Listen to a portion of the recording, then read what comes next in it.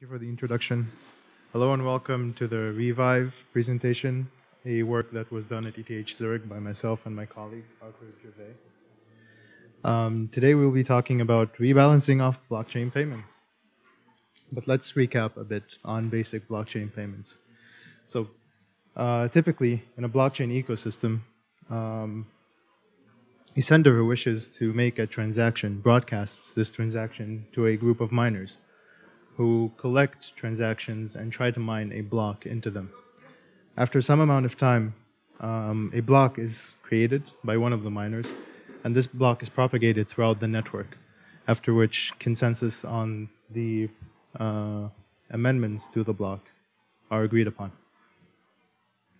Now, the time it takes to generate one of these confirmations or blocks varies wildly across different blockchains, depending on many parameters.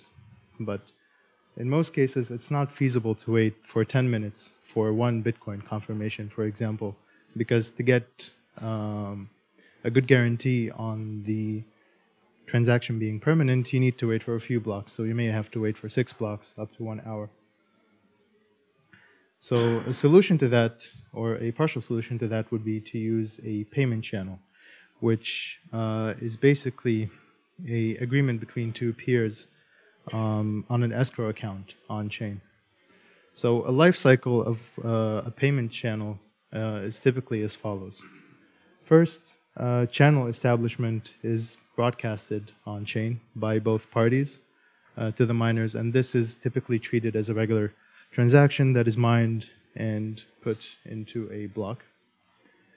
After that, both parties can directly communicate together with each other and send as many transactions as the throughput allows of their communication channel. After that, to claim the funds on-chain, another message is broadcast, and the channel is finalized. Yet another on-chain transaction to finish the channel. Now, this works great for two peers who are connected by a payment channel, but it's not feasible for every member of a blockchain to open a payment channel with the other member. That would be n squared channels going on the order of n squared channels going on. So another way to pay people, one way to pay people whom you are not directly connected to via payment channel would be to leverage existing payment channels to deliver your payment. So that is currently done through linked payments, whereby intermediate payment channels are used to create linked payments in order to deliver one payment from one user to another indirectly. Now, when following this approach, there are many considerations that one has to keep in mind. First off, you actually have to find the route through which you're going to send your payment, and that is not as easy as regular internet routing, because you have to keep in mind a lot of things such as the intermediate channel balance, the usage, the locked funds, and other scenarios. Second, you have to maintain these channels. You have to keep watch on them, that they're not tampered with on-chain. You have to make sure that the balances are not skewed towards one peer of the channel, so that payments may continue in both directions rather than going in only one direction. And you also have to take care of the transaction security. You have to make sure that no intermediary can steal the funds along the way, no one can abort the protocol early and get away with the money. So let's focus for now on the channel maintenance. Let's assume we want to send a linked payment, but the intermediaries do not all have a sufficient balance in their channels in order to carry out this payment. So the routing algorithm, whichever it may be, will probably try to find an alternate route, which might be longer. The payments are established and everything goes through. Now this works, but it decreases the utilization of the network. You now have more peers involved and more intermediaries involved in relaying the payment between both peers. You have more funds locked, and if the intermediaries have an incentive to actually route their payment, your payment, they will probably be taking fees, so you're incurring more transaction fees. Now, as more channels deteriorate from duplex to only one-way channels, such as the one we have here in yellow, you're going to have longer routes, which will be associated with the increased costs I just mentioned. And with the previous state of the art, if you actually want to fix this, if you want to be able to send payments again as, for example, the first intermediary, you will have to make an on-chain transaction to top up your balance in the payment channel, and perhaps another on-chain transaction to withdraw a balance from another channel. So what we do to fix some of this problem is Revive. And Revive is broken up into two parts. First of which is a transaction set generation algorithm, and that is mainly concerned with being fed a set of inputs, which are channel balances, and some user preferences with regards on how to manipulate those balances, and outputs a set of rebalancing transactions, payments to be executed within some constraints.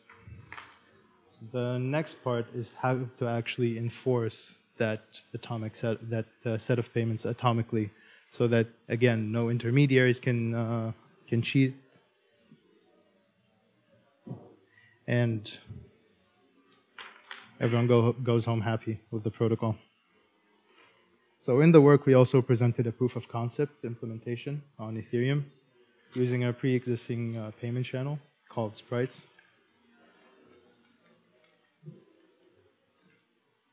Just to, for your conviction that this might actually work.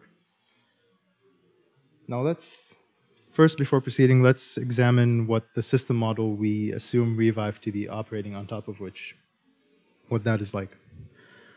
First, we assume we have a blockchain, which is basically why most of the room is here.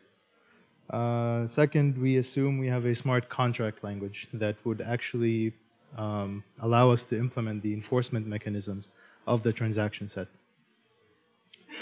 And also, there is some payment channel. We do not provide a payment channel specification with Revive. We assume there is one.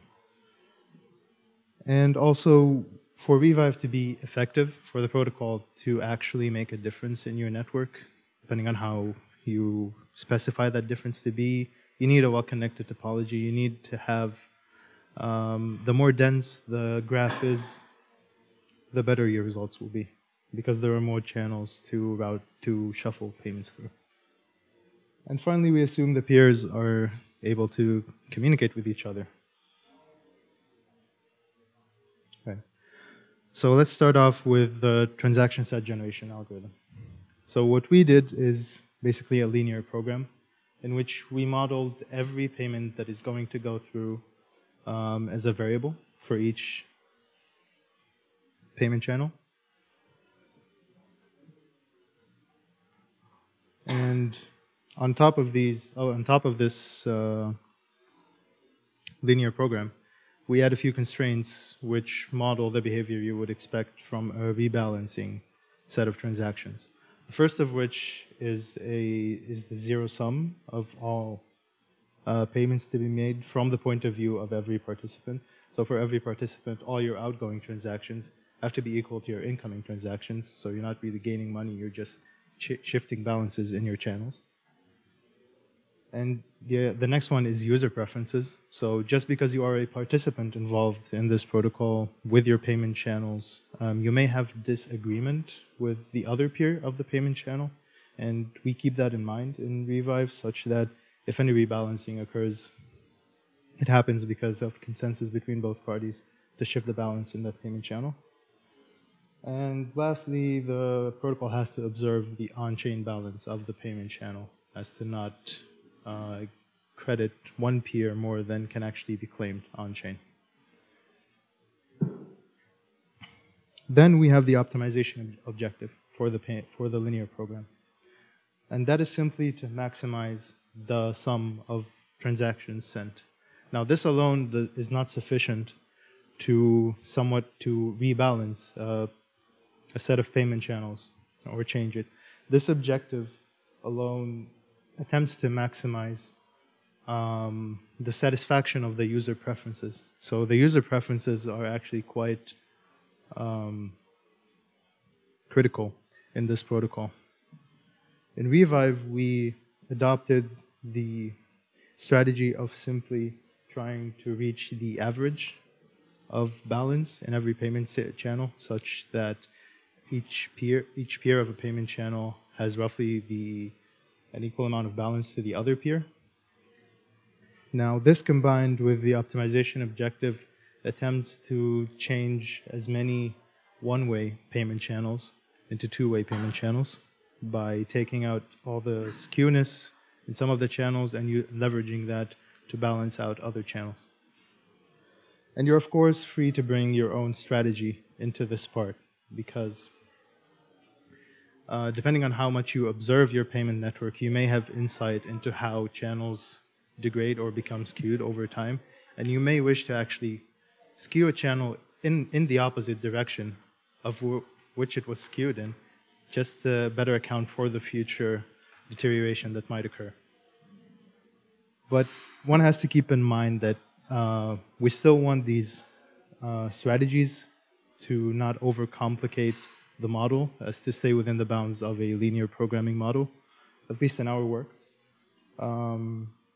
such that one does not have to resort to a constraint solver employing any complete search algorithms that might take too long to finish or might not scale.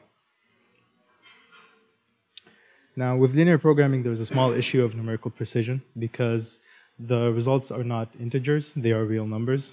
And you might have a fractional part which we round down, but this is largely inconsequential because the smallest amount that may be transferred in Bitcoin, for example, or Satoshi, doesn't have much value, at least until now.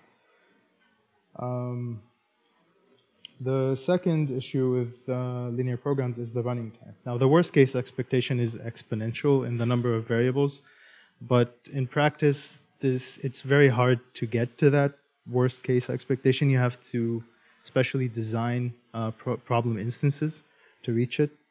And several other works actually prove that the expected running time, the expected convergence time is polynomial in the number of variables. So you can scale a lot and still manage to finish on time. Right. The second part, the rebalancing protocol. Now that we have a set of transactions, we actually have to execute those safely and make sure that no intermediaries or no participants are able to cheat it. So in our implementation, or in our specification, the first part involves electing one of the participants as a leader to facilitate the protocol. This is not a trusted party per se. It cannot cheat you if it misbehaves, but it may lead to early abortion and added costs. So we set up this, we elect this leader in our specification just via round robin. The leader simply collects the channel balances and runs the linear program to generate the transaction set. Now, during that operation, the channel owners have to freeze their balances so that when the leader is done, the generated transactions still make sense and are still executable. No one has run out of balance. Now, once this transaction set is generated, the leader is in charge of distributing it to all the participants, which then they revise. And if it seems okay, they give their signature on it back to the leader.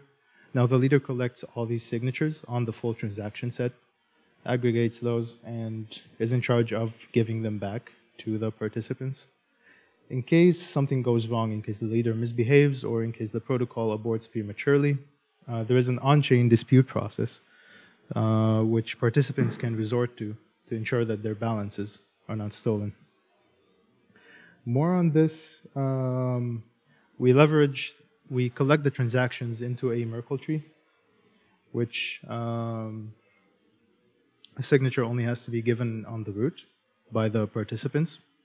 And in case the signature set is not available to all participants, they may resort to an on-chain challenge, which forces the full signature set to be broadcast on the transaction set root. Otherwise, the payments are annulled.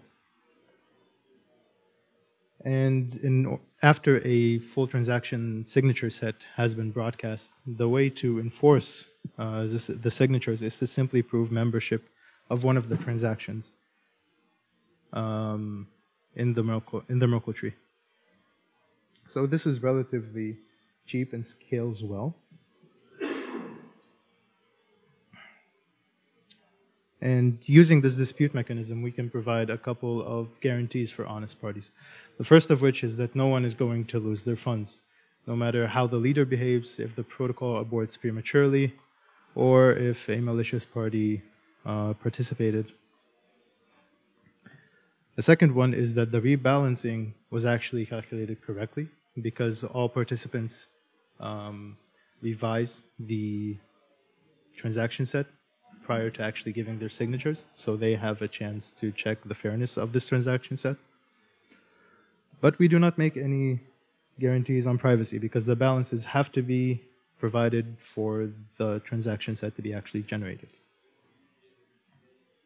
Now, we also provide some guidelines on how to actually use Revive in a real payment network channel. So this is not a doomsday protocol. It will incur costs on in case of dispute or in case things go wrong. In a perfect world, this will not incur any on-chain costs, but in case someone misbehaves or the leader attempts to prematurely abort the protocol, there will be on-chain challenge costs.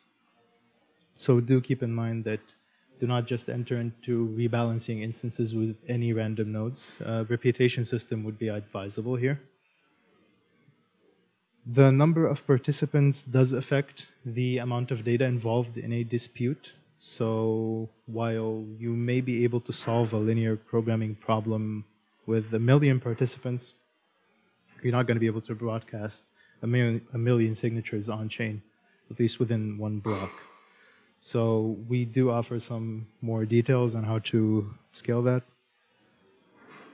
Parallel channels are good. So adding the number of channels does not affect the number of signatures required to be collected because two peers may have multiple channels among them. And that is fine. That only affects the height of the Merkle tree. So you may involve a lot more channels and gain a lot of performance. Lastly, we also advise to specify some feasible optimization objectives for the constraint solver. So we managed to stay within the bounds of a linear program, which was efficient to solve and did not delay the rebalancing by significantly. But try not to over-optimize complex functions that may require exhaustive search. Otherwise, the scaling of this model will not really go well.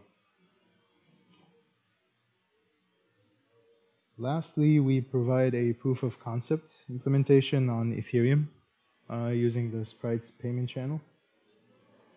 And this was interesting to look at because even in cases of dispute, Revive, the costs of dealing with Revive rather than doing plain on-chain transactions was still lower than the cost of using Revive was still lower than doing plain on-chain transactions in the worst case. And this is available on GitHub on that link. If you are interested, check it out or poke fun at the code style. Thank you very much for your attention. I would be happy to take any of your questions.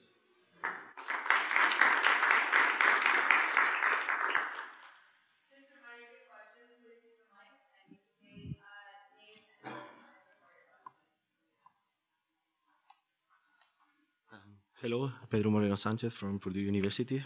Pretty nice talk, thanks. So I was wondering whether you need certain type of network topology in order to be able to... Could you please raise your voice? Sorry? Could you please raise your voice? Yeah, sure. So I was thinking whether you need certain type of network topology in order to do your protocol. And if so, whether you could elaborate a little in which topology you have in mind, or if you think of there is an optimal one or so on. Yep. Right, so when you try to think of the graph of how the payments are transferred. Basically, the linear program attempts to find as many cycles as it can to leverage and to move money through in order to change the balances. So the more cycles there are in the graph, the better this would likely perform, is what I would have, yeah. Thank you. Ian Myers, Cornell Tech. Does this work if you end up in a situation where all of your channels go via one single centralized hub? Or does it only work if you have sort of more peer-to-peer topologies for the channel network? Could you define what a centralized hub would be like? So suppose the way this system works is everyone opens channels with Visa and you only make 2 hops, right? And so they're the one person doing this. And then it seems to me maybe if these balances get stuck, if I use all of my money in that balance, in that channel, there's no one necessarily I can rebalance it with. Is that a limitation of the setting, or does this work even in that case? Well, if there's no cycle in the connections between the hubs, then this would not be usable now. Okay, cool. Thank you. Hi, Antonio Marchedona from Cornell Tech. So my question is, does this, so is it the case that like if just one party would be like offline during the execution of your protocol, then you need to wait for some sort of timeout? So is this vulnerable to just one party deciding, you know, I don't like this payment channel network, so I'm just gonna, you know, disappear during the protocol, and this is gonna force everybody to have their transaction frozen for like some amount of time? And yes. if so, what like mitigations could? Yes, these are definitely relevant security parameters. They're related to the underlying payment channel and how the timeout period for the challenges for that channel are set. We specify in the work how you should set the parameters for Revive in order to safely adopt it to a payment channel. Thank you.